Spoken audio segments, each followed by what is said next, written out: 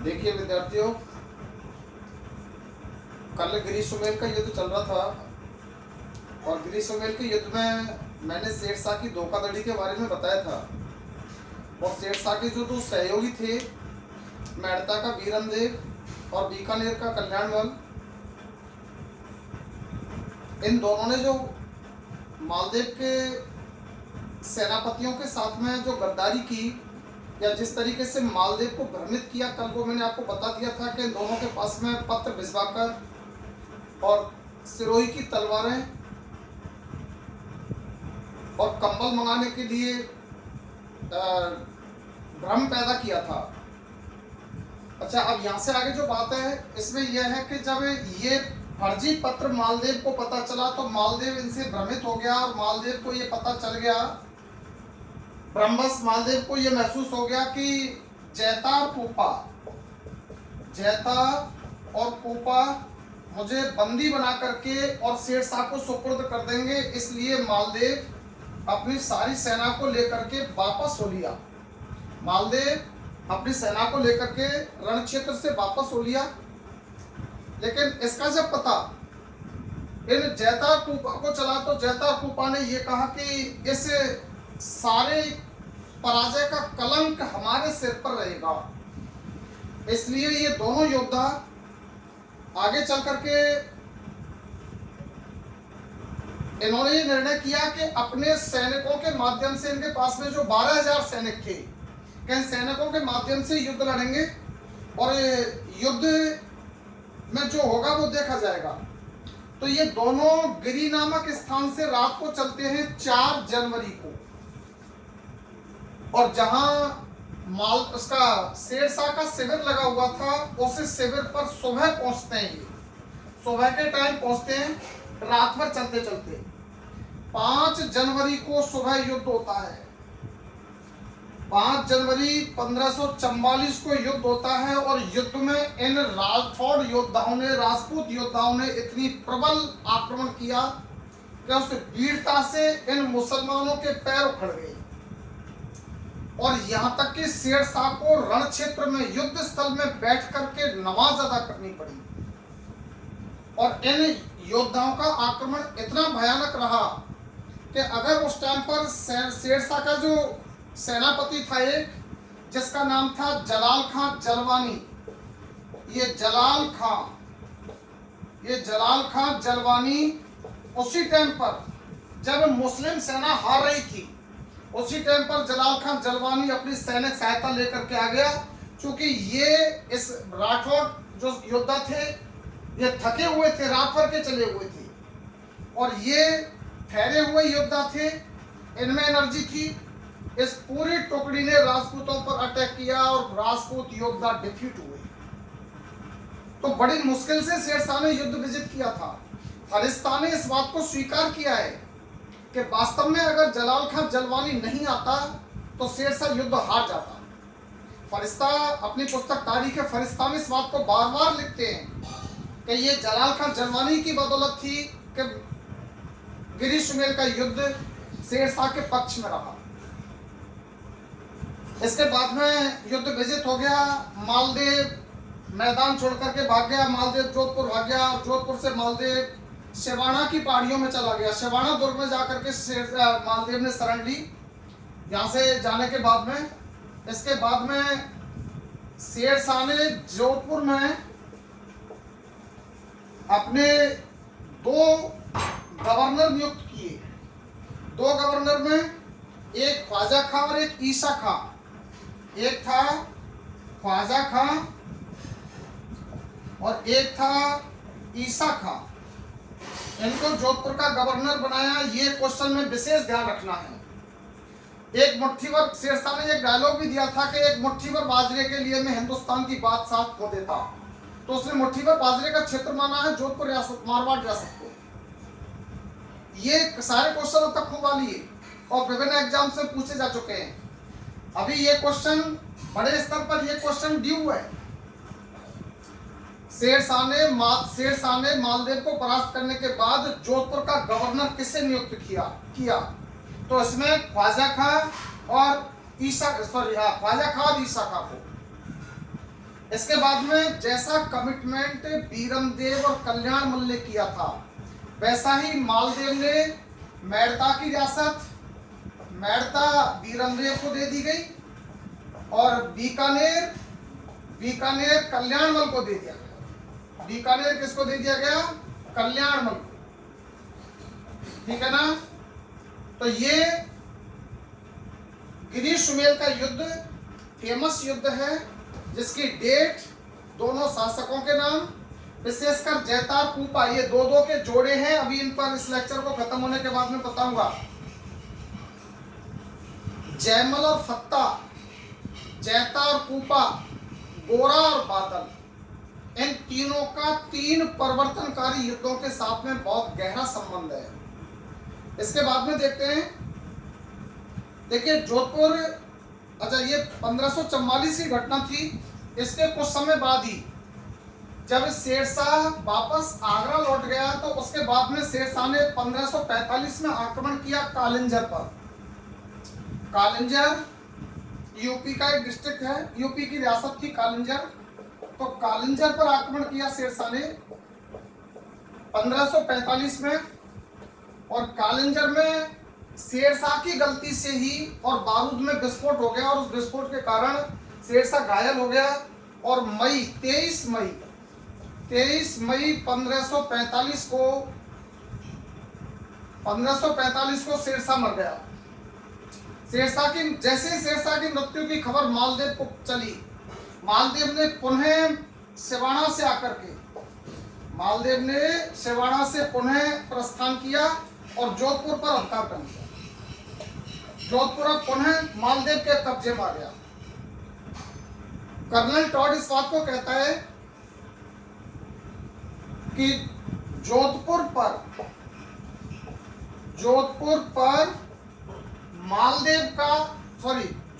पर शेरशाह का 524 दिन अधिकार रहा। कितने दिन अधिकार रहा? 524 दिन। अर्थात कहने का मतलब है कि 5 जनवरी को युद्ध हुआ। उसके बाद में 7 जनवरी को ईसा खान नियाजी और इसको यहाँ पर ख्वाजा खां को नियुक्त किया जोधपुर में, उससे लेकर के और बाद में दोबारा सत्ता अधिकृत करने तक।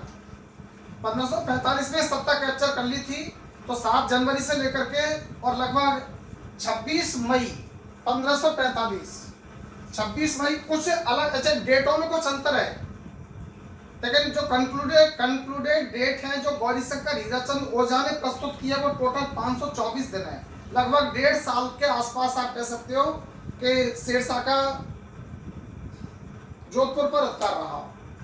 इसके बाद में देखते हैं एक घटना है, उस घटना पे मालदेव का रोल देखते हैं। एक युद्ध है बेटा, बहुत फेमस युद्ध है, जिसके बारे में कुछ एक भ्रांति भी है।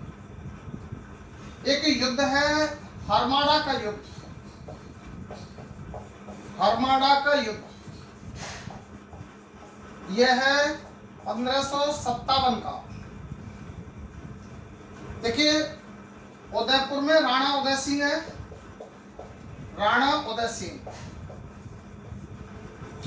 ये राणा उदय सिंह मालदेव के सहयोग से ही 1544 में उदयपुर के सिंहासन पर बैठा था। राणा उदय सिंह का एक सामंत था जिसका नाम था जैत्र सिंह। कई जगह जैत सिंह भी लिखा मिलता है, ओनली जैत सिंह। तो ये अकॉर्डिंग टू टाइम ख्यातकारों के द्वारा या कुछ शब्दावली में परिवर्तन हो जाता है। तो जो भी है, आप जैत सिंह शब्द को ज्यादा ऑथेंटिक माने, तो ज्यादातर बुक्स में जैत सिंह नाम आया है। तो उदय सिंह का ये सामंत जैत सिंह और किसी कारणवश अनायास वैसे ही मारवाड़ रियासत में रहने लगा। मारवाड़ में अर्थात मालदेव के यहाँ। मालदेव ने इसको खैरवा की जागीर भी दे दी। तो खैरवा की जागीर दे दी, इससे जैत सिंह की वहां पर और सुदृढ़ता हो गई। जैत सिंह ने अपनी बेटी स्वरूपदेव का विवाह मालदेव के साथ कर दिया, मालदेव के साथ कर दिया, ठीक रहा जो भी थी स्थिति। लेकिन एक बार क्या हुआ कि मालदेव किसी कारण से और घूमने के लिए खैरवा गया। स्वरूपदेव की जो छोटी बहन थी वो भी बहुत सुंदर थी। उसको देख करके मालदेव ने जैत सिंह के सामने प्रस्ताव रखा कि स्वरूपदेव से छोटी लड़की की शादी भी मेरे साथ कर दी जाए। इस प्रस्ताव को लेकर के जैत सिंह बड़ा दुखी हुआ। जैत सिंह ने उससे कहा कि आज तो मैं ये शादी नहीं कर सकता, लेकिन 2 महीने बाद मैं आपके साथ शादी कर दूंगा। क्योंकि ये जैत सिंह की चालाकी थी। जैत सिंह नहीं चाहता था कि ऐसे व्यक्ति के साथ में, क्योंकि इसका एक सबसे बड़ा डिमेरिट था मालदेव का। मालदेव पर एक तो पितृहंता का आरोप था कि ये अपने फादर गंगा सिंह की हत्या करके सिंहासन पर आया था। दूसरा, चारित्रिक रूप से बड़ा गंदा व्यक्ति था, लेकिन साहस के नाम पर इसका प्लस पॉइंट आता है कि बहुत साहसी व्यक्ति था। इसने जैत सिंह ने स्वरूपदेव की छोटी बहन से शादी करने के लिए इनकार कर दिया और जैत सिंह ने उदय सिंह से इस बात को कहा कि मैं अपनी छोटी बेटी का विवाह उदय सिंह के साथ करना चाहता हूं। उदय सिंह ने जैत सिंह को बुला लिया और इसको कैलवा की जागीर दे दी। यह कैलवा में रहने लगा और बाद में उदय सिंह ने कैलवा में रहते हुए जैत सिंह की लड़की से शादी कर ली। तो इस जैत सिंह की लड़की की शादी को लेकर के उदय सिंह और मालदेव के बीच शत्रुता हो गई। तो मालदेव का शत्रु हो गया उदय सिंह। अब यहां पर फिर आगे देखें आप, एक कंडीशन, दूसरी कंडीशन पर विचार करें। दूसरी कंडीशन क्या होती है? शेरशाह का एक सेनापति था।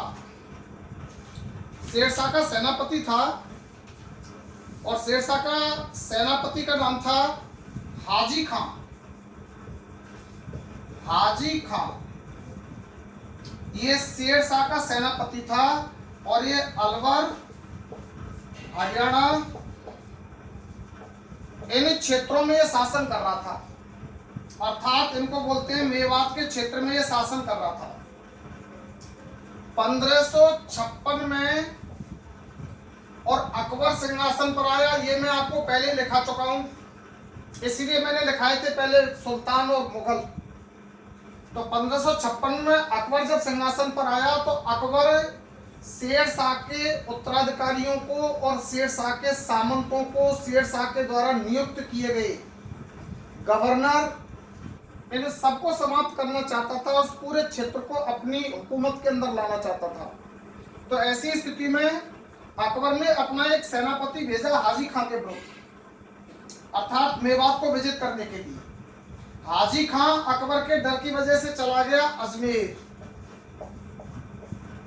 अजमेर चला गया, अजमेर को विजिट कर लिया हाजी खां ने। जब हाजी खां अजमेर में आया तो मालदेव को यह लगा कि हाजी खां जब अजमेर में आ गया है तो मालदेव अपनी सत्ता को सुरक्षित रखने के लिए हाजी खां को सत्ता से बेदखल करना चाहता था। मालदेव ने हाजी खां से कहा कि अजमेर मुझे सौंप दिया जाए। हाजी खां ने इसकी बात को नहीं माना, मालदेव की बात को, और मालदेव से लड़ने के लिए तैयार हो गया। मालदेव से लड़ने के लिए तैयार हो गया।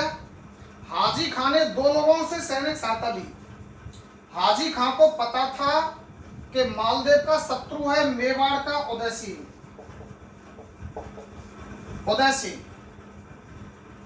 और हाजी खां को यह भी पता था कि मालदेव का शत्रु है बीकानेर का कल्याणमल।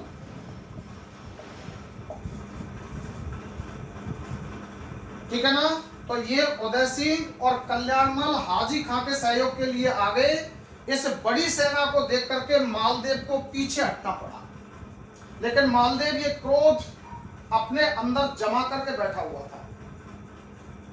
अब स्थितियां यहां से आगे बदलती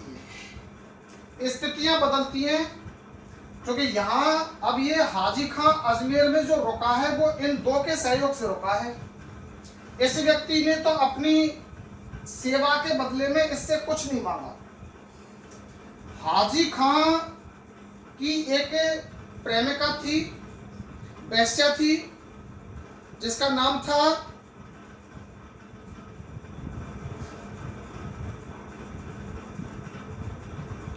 रंगराय। हाजी खां की प्रेमिका थी जिसका नाम था रंगराय। उदय सिंह ने हाजी खां से रंगराय को मांगा। उदय सिंह ने हाजी खां से किसको मांगा? रंगराय को। हाजी खां ने उदय सिंह से कहा कि महाराज ये मेरी पत्नी है, आप इसको वैश्या कह रहे हैं लेकिन ये मेरी पत्नी है और इसको मैं किसी शर्त पर देने को तैयार नहीं हूं। जब इस रंगराय को लेकर के उदय सिंह और हाजी खां के बीच शत्रुता हो गई, पहले जो मित्र थे अब वो शत्रु हो गए। अब ऐसी स्थिति में मालदेव का मौका पड़ गया। मालदेव को, चूंकि मालदेव इसी के दम पर डिफीट होकर के बैठा था, अब मालदेव को जब इसका ये पता चला तो मालदेव ने हाजी खां को सहायता का संदेश भिजवाया और मालदेव और हाजी खां ने मिलकर के उदय सिंह के साथ 1557 में युद्ध लड़ा। जो युद्ध हुआ था ये हुआ था 24 जनवरी 1557। 24 जनवरी 1557 में युद्ध हुआ, जिसे हरमाड़ा का युद्ध कहते हैं। हरमाड़ा का युद्ध। हरमाड़ा के युद्ध का मूल कारण ध्यान रखें, रंगराय नामक वैश्या है, हाजी खां की पत्नी, जिसको कई जगह ये लिख दिया जाता है कि जब उदय सिंह के सामंत ने अपनी छोटी बेटी का विवाह उदय सिंह के साथ कर दिया तो मालदेव और उदय सिंह के बीच युद्ध हुआ, हरमाड़ा का युद्ध। तो वो मालदेव और उदय सिंह के बीच नहीं है, वो वास्तव में इसको लेकर के हाजी खां उदय सिंह के बीच है। मालदेव हाजी खां का सहयोगी है। इस युद्ध को विशेष ध्यान में रखें। Thank you.